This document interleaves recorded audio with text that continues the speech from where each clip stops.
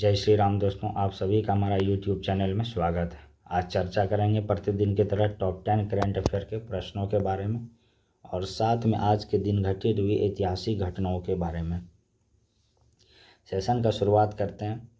प्रश्न पहला, हाल ही में किस राज्य सरकार ने छात्रों के लिए निजुत मुआयना योजना शुरू की है? तो यह योजना असम के सरकार के द्वारा किया गया है।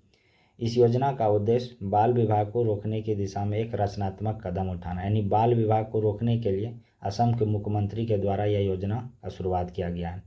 इस योजना से मिलने वाला जो लाभ है, तो यानी जो हाई स्कूल में पढ़ने वाले छात्रों को 10 महीने तक हर महीने 1000 रुपये मिलेंगे और जो ग्रेजुएट स्तर के छात्रों के लिए 10 महीने तक 1250 रुपये प्रति माह मिलेंगे और पोस्ट ग्रेजुएट स्तर के छात्रों के लिए 10 महीने तक हर महीने 2500 रुपये मिलेगी। असम के बारे में अगर बात करें तो असम राज्य का गठन 26 जनवरी 1950 में हुआ था। राजधानी दिसपुर है। वर्तमान में यहाँ के मुख्यमंत्री हेमंत बिश्व शर्मा जी हैं। वर्तमान में यहाँ बीजेपी पार्टी का सरकार है और राज्यपाल लक्ष्मण आचार्य जी हैं। लोकसभा सीटों की संख्या 14 है। विधानसभा सीटों की संख्या 126 है। और असम के बारे में इम्पोर्टेंट फैक्ट के बारे में बात करें तो असम में 2 विश्व धरोहर नेशनल पार्क यानी काजीरंगा और मानस नेशनल पार्क असम में ही स्थित है। काजीरंगा नेशनल पार्क एक सिंह गैंडे के लिए प्रसिद्ध है। यहाँ का प्रसिद्ध त्यौहार बिहू जो यहाँ का फेमस त्यौहार है और साथ में अबुबाची मेला यहीं पे लगता है असम में। नेक्स्ट प्रश्न के बारे में बात करें तो हाल ही में बीसीसीआई ने किसे अपना एंटी करप्शन यूनिट का नया अध्यक्ष नियुक्त किया है? तो हाल ही में बीसीसीआई ने अपने एंटी करप्शन यूनिट का नया अध्यक्ष शरद कुमार जी को नियुक्त किया है। एंटी करप्शन यूनिट मतलब भ्रष्टाचार बीसीसीआई के अंदर अगर कोई करेगा तो उसका जांच इन्हीं के देखरेख में होगा। इन्होंने राष्ट्रीय जांच एजेंसी NIA में 2013 से 2017 तक निर्देशक जनरल के रूप में भी सेवा दी है। इनके अलावा इन्होंने पठानकोट एयरबेस में जो हमला हुआ था उनका जांच का नेतृत्व भी इन्होंने ही किया था। और बीसीसीआई के बारे में बात करें तो बीसीसीआई भारतीय क्रिकेट बोर्ड हुआ जो भारत के अंदर डोमेस्टिक लेवल के क्रिकेट का आयोजन करता है और इसके वर्तमान में जो अध्यक्ष है रोजर बिन्नी जी हैं और सचिव जय शाह जी हैं। नेक्स्ट प्रश्न के बारे में बात करें तो हाल ही में साल 2024 के मेडिसिन का नोबेल पुरस्कार किसे दिया गया? तो हाल ही में 2024 के मेडिसिन का नोबेल पुरस्कार 2 अमेरिकी वैज्ञानिक विक्टर एम्ब्रोज और गैरी रूकुन को दिया गया है। इन्हें किस लिए दिया गया है? इन्होंने मैक्रो RNA की खोज के लिए दिया गया है। अगर ये RNA के बारे में बात करें तो यह RNA कैंसर, डायबिटीज़ जैसी बीमारियों को पहचानने में मददगार करती है और साथ में इंसानों के डेवलपमेंट में भी मदद करती है तथा बॉडी के प्रॉपर फंक्शन में भी अहम भूमिका निभाता है ये मैक्रो RNA। तथा इसमें म्यूटेशन होने से कैंसर जैसी भी बीमारी हो सकती है। अगर बात करें नोबेल प्राइज़ के बारे में तो नोबेल प्राइज़ का गठन जो हुआ था 1895 में अल्फ्रेड नोबेल के वसीयत के अनुसार हुआ था।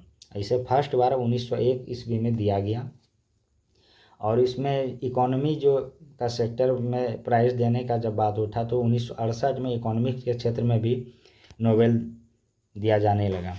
अगर इसमें नोबेल जो दिया जाता है यानी प्रदान करता स्वीडिश विज्ञान अकादमी के द्वारा दिया जाता है, देश स्वीडन नॉर्वे के द्वारा।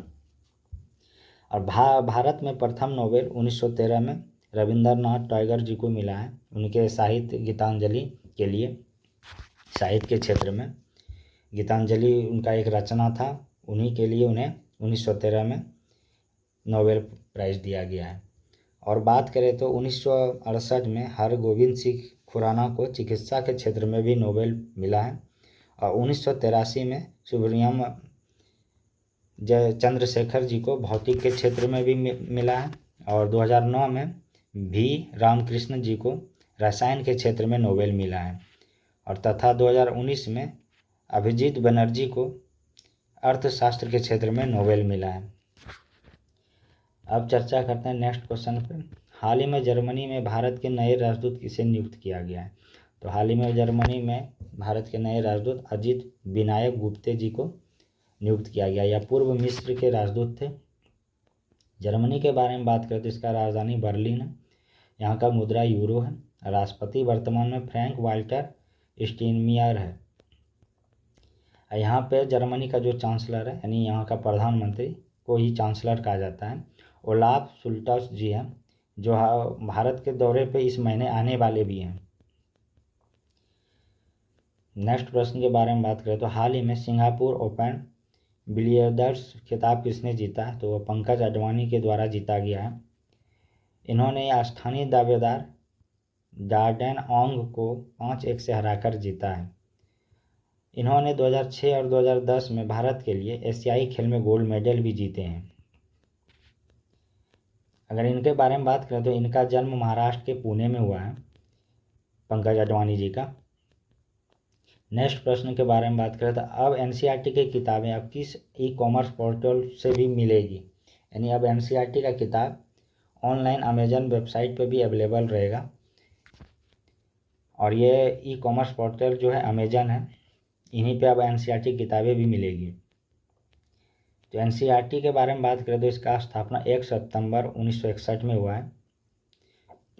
और एनसीईआरटी का फुल फॉर्म के बारे में बोले तो ये प्रश्न आते भी हैं एग्जाम में। तो एनसीईआरटी का फुल फॉर्म हो गया national council of educational research and training होता है। इसका मुख्यालय नई दिल्ली है।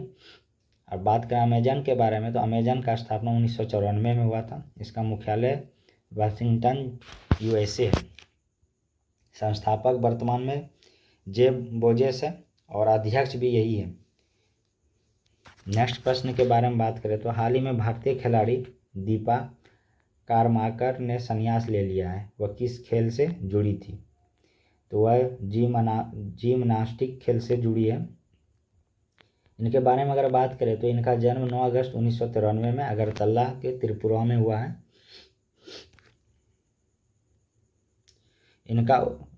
इनको उपनाम भी मिला है, तो गोल्डन गर्ल के नाम से इनको भी जाना जाता है। इन्होंने ताशकंद में एशियाई महिला कलात्मक जिम्नास्टिक चैंपियनशिप में वाइल्ड स्पर्धा में स्वर्ण पदक जीती है। यह महाद्वीपीय खिताब जीतने वाली पहली भारतीय जिम्नास्ट बन गई है। इन्होंने यह पदक 2024 में जीती है। इनके अलावा 2014 ग्लासगो और 2015 हिरोशिमा वाइल्ड स्पर्धा में कांस्य पदक भी जीता है। नेक्स्ट प्रश्न के बारे में बात करें तो हाल ही में आगामी महाकुंभ मेला 2025 की वेबसाइट, लोगो और ऐप किसने लॉन्च किया? तो यह वेबसाइट, लोगो लॉन्च यूपी के मुख्यमंत्री माननीय योगी आदित्यनाथ जी के द्वारा किया गया है। अगर महाकुंभ के बारे में बात करें तो कुंभ मेला हिंदू धर्म का एक महत्वपूर्ण पर्व है। इसका आयोजन भारत के प्रमुख धार्मिक स्थल प्रयागराज जो उत्तर प्रदेश में, हरिद्वार जो उत्तराखंड में, उज्जैन जो मध्य प्रदेश राज्य का है और नासिक जो महाराष्ट्र में स्थित है, ये 4 जगहों पे महाकुंभ का आयोजन किया जाता है। इनमें से प्रत्येक स्थान पे 12वें वर्ष तक यानी महाकुंभ जो होता है वो 12 वर्ष के बाद एक बार आयोजित किया जाता है। तथा 2 कुंभ पर्व और होता है यानी 6 वर्ष के अंतराल में, उसे अर्ध कुंभ कहा जाता है। और 12वें वर्ष तक प्रयागराज में और 2 कुंभ पर्व के बीच 6 वर्ष के अंतराल में अर्ध कुंभ भी होता है। नेक्स्ट प्रश्न के बारे में बात करें तो हाल ही में विश्व कपास दिवस हर साल किस दिन मनाया गया? तो यह 7 अक्टूबर को मनाया गया है। सबसे पहला कपास दिवस 7 अक्टूबर 2019 को मनाया गया था संयुक्त राष्ट्र के द्वारा। इसका पहल सर्वप्रथम बेनिन, बुर्किना फासो, चाड और माली इन 4 देशों ने की थी। नेक्स्ट प्रश्न के बारे में बात करें तो सेशन का लास्ट प्रश्न है, हाल ही में किस शहर में हाईटेक पुलिस मुख्यालय का उद्घाटन किया गया है? तो यह गुजरात के अहमदाबाद शहर में किया गया है। इसका उद्घाटन माननीय गृह मंत्री अमित शाह के द्वारा किया गया है। अगर बात करें गुजरात के बारे में तो डायमंड नगरी यानी हीरे को तराशा जाता है यहीं गुजरात के सूरत शहर में। और अमित शाह के बारे में बात करें तो इनका संसदीय क्षेत्र गांधीनगर गुजरात का राजधानी ही है, जो यहाँ से ही संसद चुने गए हैं। अब चर्चा करेंगे आज के दिन घटित हुई ऐतिहासिक घटना के बारे में, यानी 9 अक्टूबर के दिन के घटित ऐतिहासिक घटनाएं। आज ही के दिन 1826 में हिंदी साहित्य के इतिहास से जुड़े सुप्रसिद्ध साहित्यकार राजा लक्ष्मण सिंह जी का जन्म हुआ। और आज ही के दिन 1876 में पहली बार टेलीफोन पर तार के जरिए दो तरफा बातचीत हुई थी। और इसके बाद 1947 में चलती हुई कार और विमान में बैठे दो लोगों ने बातचीत की थी। और आज ही के दिन 1945 में प्रसिद्ध सरोद वादक अमजद अली खान का जन्म हुआ था। और आज ही के दिन 2014 में भारतीय समाज सेवी कैलाश सत्यार्थी के साथ मालाला को भी शांति रूप से शांति का नोबेल पुरस्कार प्रदान किया गया था। और आज ही के दिन 2006 में भारतीय राजनेता काशीराम का निधन हुआ था। सेशन अगर अच्छा लगे तो लाइक, शेयर और सब्सक्राइब जरूर करें। धन्यवाद।